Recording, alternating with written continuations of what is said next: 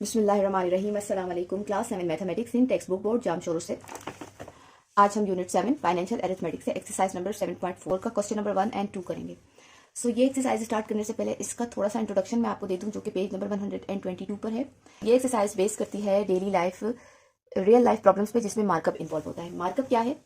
किसी भी चीज़ को खरीदने पर शरह नफ़ा अदा करना। यानी कि जब आप कोई चीज़ खरीदते हैं और आपके पास उस चीज़ को खरीदने के मुकम्मल पैसे उस वक्त मौजूद नहीं है और चीज़ भी आपने लाजमी खरीदनी है, तो कंपनी आपको एक ऑफर देती है मार्कअप की, कि वो चीज़ आप खरीद लें, भले आपके पास अभी पैसे पूरे नहीं है, आपको पैसे अभी अदा ना करें, बल्कि हमें कुछ इजाफी पैसे दे दे थोड़े थोड़े करके, और चीज़ आपकी हो जाएगी। यानी कि चीज़ की असल कीमत के साथ साथ कुछ इजाफी पैसे हम आपसे लेंगे और चीज़ आपकी हो जाएगी। इसके लिए एक मिसाल है मेरे पास। जैसे कि आपको एक मोबाइल खरीदना है और मोबाइल की कीमत है 1.5 लाख रुपए। आपके पास इस वक्त 1.5 लाख रुपए मौजूद नहीं है, तो कंपनी आपसे कहती है कि आप ये 1.5 लाख का मोबाइल आप हमसे अभी ले जाएं, लेकिन हम इस 1.5 लाख के साथ साथ आपसे 12% मजीद पैसे भी लेंगे। वही 12% क्या है? मार्कअप है। अब वो 12% जो पैसे हैं कंपनी कहती है वो भी हम आपसे अभी नहीं लेंगे, 2 साल में आपने ये 1.5 लाख रुपए भी जो हमें देने और 12% इजाफी भी देने, लेकिन एक साथ नहीं बल्कि 2 साल आप आराम से ले लें और 2 साल में हमें ये पैसे ये भी दे दें और ये वाले भी दे दें। अब 12% के हिसाब से कितने पैसे कंपनी को हमने इजाफी देने हैं? 12% के हिसाब से 1.5 लाख रुपए पे जो पैसे इजाफी बनते हैं वो है 36,000। यानी कि कंपनी आपसे 1.5 लाख रुपए चीज़ की कीमत लेगी और 12% यानी कि 36,000 रुपये इजाफी लेगी, नफ़ा लेगी। तो वो टोटल कितने हो जाएंगे? 12% के हिसाब से 36,000 और मोबाइल की असल कीमत 1.5 लाख। 1.5 लाख और 36,000 टोटल कितने हो गए? 1,86,000। अब जो मोबाइल असल में 1.5 लाख का है वो आपको अब कितने में मिल रहा है?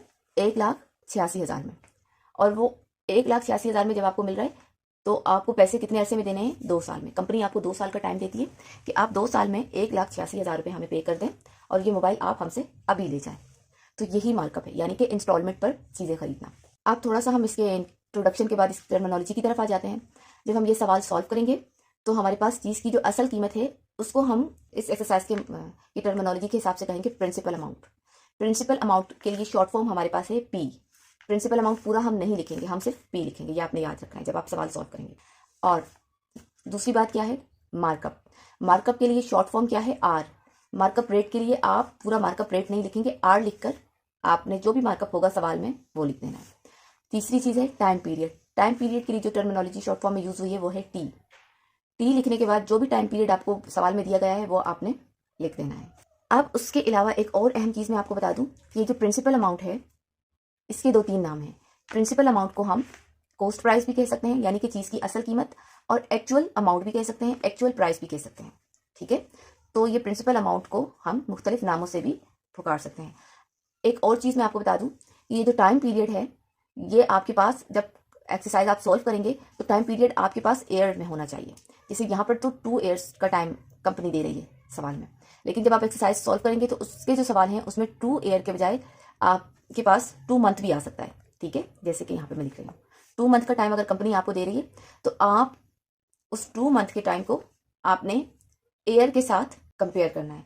अब जैसे कि 1 मंथ की बात हुई है तो 1 साल में कितने मंथ होते हैं? 12 मंथ। तो हम जब 2 मंथ की बात होगी तो हम इसको ऐसे लिखेंगे 2 डिवाइडेड बाय 12।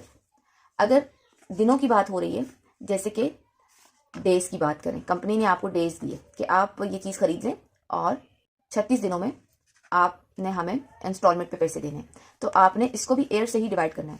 तो डेज के हिसाब से 1 साल में कितने दिन होते हैं? 365। तो आपने ये तरीका इख्तियार करना है कि जब आपके पास ईयर में टाइम पीरियड ना हो तो आपने ईयर के अकॉर्डिंग, अगर मंथ में बात होती है तो आपने 1 साल में जितने मंथ हैं वो नीचे लिखने हैं डिवाइड की सूरत में। अगर डेज में बात होती है तो 1 साल में कितने दिन होते हैं वो नीचे लिखना है डिवाइड की सूरत में। जब ये सवाल आप सोल्व करेंगे तो वो चीज़ मैं आपको साथ साथ भी समझाती रहूंगी, लेकिन यहाँ पर भी आपने ये चीज़ें नोट डाउन कर लेनी है अपने जहन में, ताकि आप ये सवाल, ये एक्सरसाइज आसानी से सॉल्व भी कर सकें और पेपर में भी आपको कोई प्रॉब्लम ना हो। थोड़ा सा रिवाइज कर लेते हैं। प्रिंसिपल अमाउंट के लिए हम पी लिखेंगे, मार्कअप रेट के लिए हम आर लिखेंगे, टाइम पीरियड के लिए हम सवाल में जब हम क्वेश्चन सॉल्व करेंगे तो हम टी की टर्मिनोलॉजी यूज़ करेंगे। यहाँ तक बात समझाने के बाद हम इसके फॉर्मूला की तरफ आ जाते हैं। इस एक्सरसाइज में हमसे मुख्तलिफ सवालात में मुख्तलिफ चीज़ें पूछी जाएंगी। अगर हमसे मार्कअप पूछा जा रहा है, यानी कि चीज़ मार्कअप रेट शरह नफ़ा के हिसाब से चीज़ पैसे कितने बनते हैं, तो ये फॉर्मूला है मार्कअप का। अगर हमसे प्रिंसिपल अमाउंट पूछी जा रही है, यानी कि चीज़ की असल कीमत क्या है, तो ये उसका फॉर्मूला है। अगर हमसे रेट ऑफ मार्कअप पूछा जा रहा है, यानी कि शरह नफ़ा कितना बन रहा है, तो ये उसका फॉर्मूला है। और अगर हमसे टाइम पीरियड पूछा जा रहा है तो ये उसके लिए फॉर्मूला है। ये सारे फॉर्मूलाज आपको पेज नंबर 122 पर मिल जाएंगे। तो ये फॉर्मूला आपने याद रखना है और ये टर्मिनोलॉजी यहाँ पर भी लिखी हुई है। P is principal amount, T is time period, R is markup rate. अब एक्सरसाइज को सॉल्व करते हैं। Question number 1, Qasim bought a car for rates 4,50,800 from a bank loan on installments at the markup rate of 12% per annum. Find the sale price of the car if the time period is 3 years. Urdu में भी हम ये सवाल read कर लेते हैं। कासिम ने 12% सालाना शरह मार्कअप पर किस्तों पर बैंक से 4,50,800 रुपये कर्जे पर एक कार खरीदी। अगर कर्जे की मुद्दत 3 साल है तो कार की कीमतें फरोख्त मालूम करें। सवाल को समझ लेते हैं। 12% मार्कअप एक कार खरीदी जा रही है। कार की जो असल कीमत है वो क्या है? 4,50,800। अब 4,50,800 के साथ साथ 12% मार्कअप भी देना है और टाइम कितना दिया गया है? 3 ईयर्स का। 3 ईयर में आपने ये वाले पैसे भी देने हैं और ये जो मार्कअप रेट के हिसाब से पैसे बनते हैं ये भी देने हैं। तो कार टोटल कितने की हो जाएगी? हमने सेल प्राइस मालूम करना है। रजिस्टर में भी सवाल मैंने लिखा हुआ है। अब हम डेटा लिखेंगे। सवाल के मुताबिक हमारे पास चीज़ की जो असल कीमत है वो क्या है? प्रिंसिपल अमाउंट है 4,50,800। प्रिंसिपल अमाउंट के लिए हम लिखेंगे P इज इक्वल टू 4,50,800। ये है चीज़ की असल कीमत। मार्कअप रेट उसके ऊपर क्या है? 12%। मार्कअप के लिए हम क्या लिखते हैं? R यानी कि मार्कअप रेट है 12%। टाइम पीरियड के लिए हम लिखते हैं T, टाइम है 3 ईयर्स। अब इस सवाल को सॉल्व करने के हमें क्या मालूम करना है? Find the sale price. Sale price के लिए आप पूरा सेल प्राइस लिखें तो भी आपकी मर्जी है, SP लिख दें तो भी आपकी मर्जी है। हमने ये मालूम करना है। सबसे पहले तो हमें सेल प्राइस मालूम करने से पहले हमें पता होना चाहिए कि 12% के हिसाब से कितने पैसे बनते हैं। मार्कअप रेट हमारे पास मौजूद है तो हम 12% के हिसाब से वैल्यू ऑफ मार्कअप मालूम करेंगे। वैल्यू ऑफ मार्कअप के लिए हमारा फॉर्मूला क्या है? मार्कअप या वैल्यू ऑफ मार्कअप आप पूरा लिखें, आपकी मर्जी है। मैं यहाँ मार्कअप लिख रही हूँ और फॉर्मूला है P यानी कि प्रिंसिपल अमाउंट मल्टीप्लाई R यानी कि मार्कअप रेट मल्टीप्लाई T यानी कि टाइम पीरियड डिवाइडेड बाय ये मार्कअप रेट क्या होता है? परसेंट में होता है। तो ये जो इसका परसेंट है वही एक्चुअली 100 है, जो यहाँ R के नीचे लिख दिया मैंने। अब इस फॉर्मूले के अकॉर्डिंग हम ये डेटा पुट करेंगे। मार्कअप रेट, प्रिंसिपल अमाउंट हमारे पास क्या है? 4,50,800 मल्टीप्लाई R, मार्कअप रेट हमारे पास है 12% यानी कि 12/100 मल्टीप्लाई टाइम T, हमारे पास टाइम पीरियड है 3 ईयर्स, जो कि हमने लिख दिया मल्टीप्लाई 3। अब हम इसको क्रॉस में डिवाइड कर सकते हैं और उसके बाद हम मल्टीप्लाई करेंगे। डिवाइड अगर हम करें तो ये 2 0 और ये 2 0 आपस में कट गए। उसके बाद हमारे पास बच गया 4,508 मल्टीप्लाई 12 मल्टीप्लाई 3। 4,508 मल्टीप्लाई 12 को हम यहाँ रफ वर्क में मल्टीप्लाई करें तो आ जाता है 2 8 से 16, 2 5 से 10, 2 4 से 8 प्लस 9, 8 1 8 से 8, 1 0 से 0, 1 5 से 5, 1 4 से 4 प्लस करते हैं 6 9 0 4 5। तो हमारे पास आ गया 54,096 रुपीज़। अब ये इन दोनों को मल्टीप्लाई करने पर आया है। ठीक है, अब इस रकम के साथ हम ये 3 मल्टीप्लाई करेंगे। सॉरी 5496 मल्टीप्लाई क्या है? 3 3 6 ज़ा 18, 3 9 ज़ा 27 से 28, 3 4 ज़ा 12, 3 5 ज़ा 15। तो हमारे पास आ गया 1,62,288। ये हमारा क्या है? मार्कअप है, वैल्यू ऑफ मार्कअप 1,62,288। 12% के हिसाब से इजाफी रकम जो बन रही है मार्कअप 1,62,288। तो हमें पता चला कि 4,50,800 के साथ साथ कंपनी 12% के हिसाब से हमसे जो इजाफी पैसे ले रही है वो है 1,62,288 रुपये। ठीक है, अब ये रकम और ये रकम दोनों ले रही हैं तो ये दोनों मिलके हमें बताएंगे सेल प्राइस। अब हमने क्या मालूम करना है? सेल प्राइस, जिसके लिए मैं लिख रही हूँ SP मालूम करने का फॉर्मूला क्या है कि जो चीज़ की असल रकम है प्रिंसिपल अमाउंट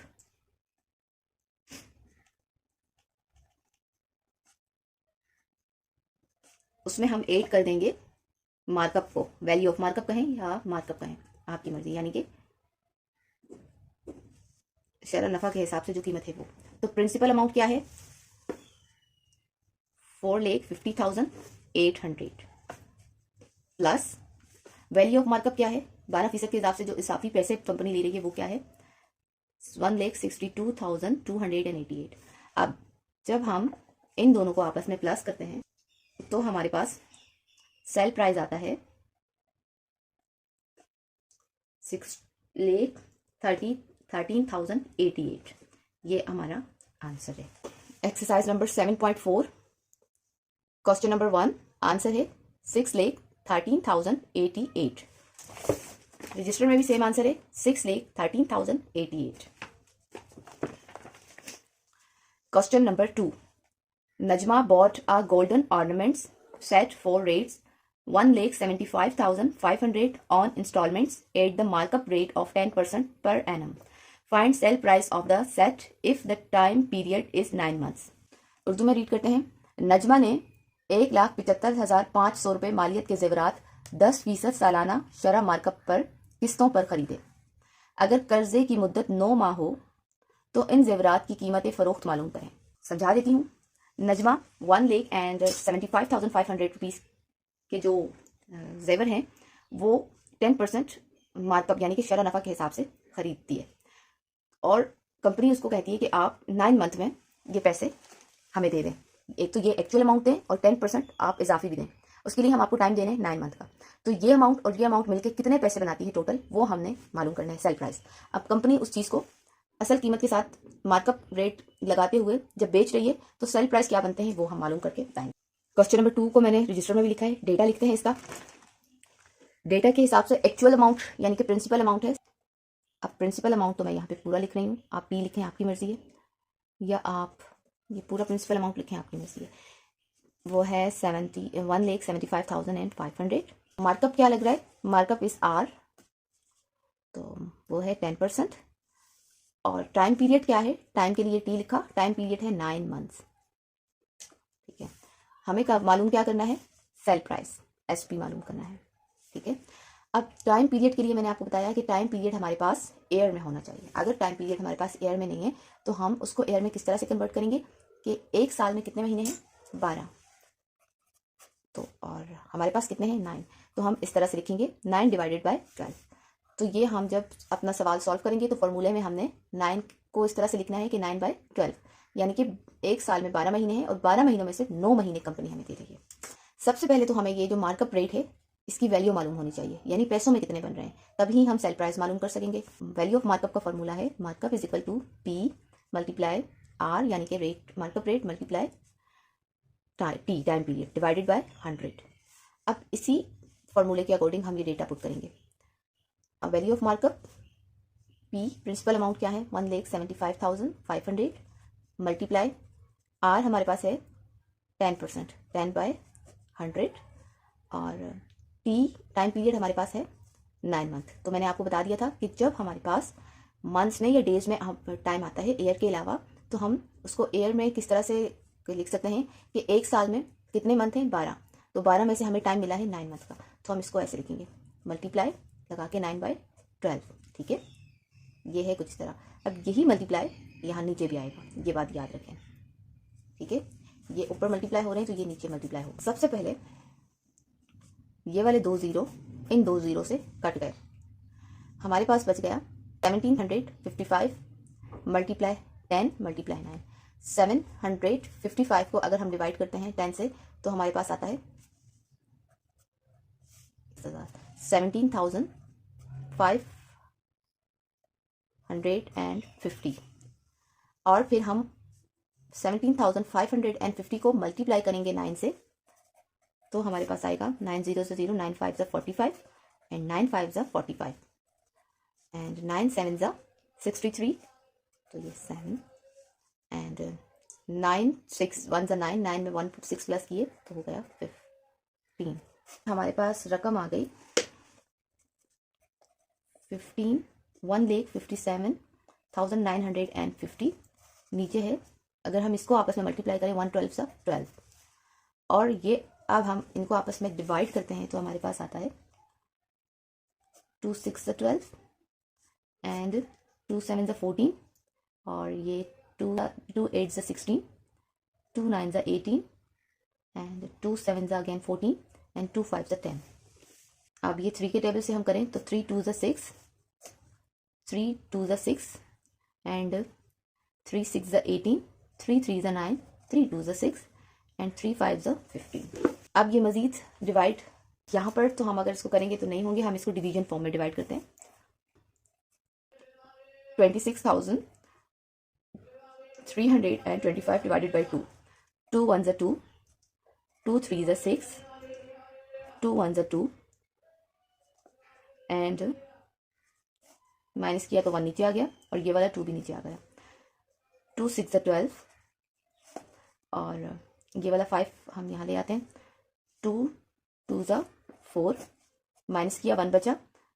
अब यहाँ पर ये जो 1 है ये तो 2 के टेबल में नहीं आता, तो पॉइंट लगा के हम 0 बढ़ा देंगे, तो ये हो गया 2 5 ज़ा 10। अब ये पूरा सॉल्व हो गया है। आंसर हमारे पास क्या गया? 13,162.5। यही हमारा वैल्यू ऑफ मार्कअप है। तो यहाँ पर मैं मार्कअप लिखती हूँ 13,162.5।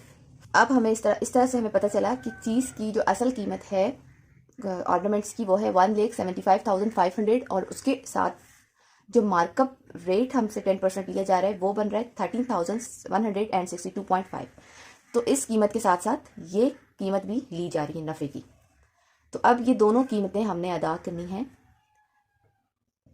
9 मंथ में। तो कुल मिलाकर कितने पैसे बनते हैं, यानी कि कंपनी कितने में बेच रही है, सेल प्राइस। सेल प्राइस मालूम करने का फॉर्मूला है प्रिंसिपल अमाउंट को 8 करेंगे वैल्यू ऑफ मार्कअप में। प्रिंसिपल अमाउंट क्या है? 1,75,500 चीज़ की असल कीमत। उसके साथ हम जमा करेंगे मार्कअप रेट के हिसाब से 10% के हिसाब से जो पैसे बनते हैं उनको 13,162.5। तो हमारे पास टोटल हो जाएंगे 18,86,062.5। ये हमारा सेल प्राइस है, यही हमारा आंसर है। बुक में भी हमारे पास आंसर है 18,86,662.5। तो दोनों आंसर सेम है। वीडियो आपके लिए हेल्पफुल हो तो वीडियो को लाइक और चैनल को सब्सक्राइब जरूर कर दिया करें। दुरूद पाक पढ़ते रहें, दुआ में याद रखें और अपने फ्रेंड सर्कल में जो भी आपका क्लास फेलो है और उसकी मैथ्स वीक है तो उसके साथ ज़रूर शेयर करें। अगर आप टीचर हैं और मेरी वीडियोस को देख रहे हैं तो अपने स्टूडेंट्स के साथ मेरी वीडियोस को, मेरे चैनल को ज़रूर शेयर करें ताकि उनकी हेल्प हो सके। अल्लाह हाफ़िज़।